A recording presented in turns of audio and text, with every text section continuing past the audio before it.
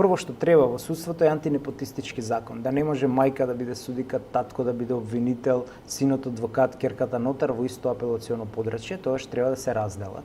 Следно што треба е ветинг, да видиме од каде им се толку пари на судите. Вие знаете дека во повардарието не мора само тета во гостијарка што апла се краде и има тарифи за крадење.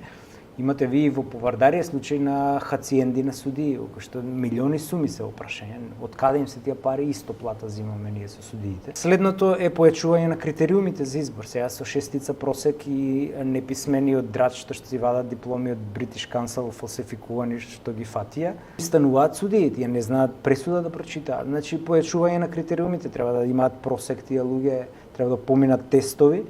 И сето тоа, кога ќе го ставите на куп, исто така ограничениот мандат на судиите треба да се воведе, а не како сега слободен го бираш и доживотното и до пензија ти е судија. Така што има механизми, меѓутоа треба политичка волја за тоа. Па дури би присегнали кон промена на устав, затоа што за таа цел вреди да се промени уставот за да се стави ред во судството. Ако се сеќавате, ние веќе имавме некои амандмани кои не го дадоа посакуваниот резултат за судството, затоа што едните исти фосили од правен факултет 300 години не ги пишуваат истите закони и само се вртиме во круг.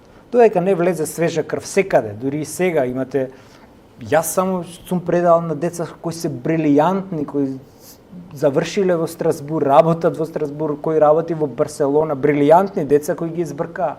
Наместо тие да не бидат судии, тие се сега по белиот свет. Значи, знаеме како да го направиме, на крај крајва јас сум професор по право и судството се решава, меѓутоа треба власт, треба политичка власт за тоа, од опозиција не можеме да го решиме.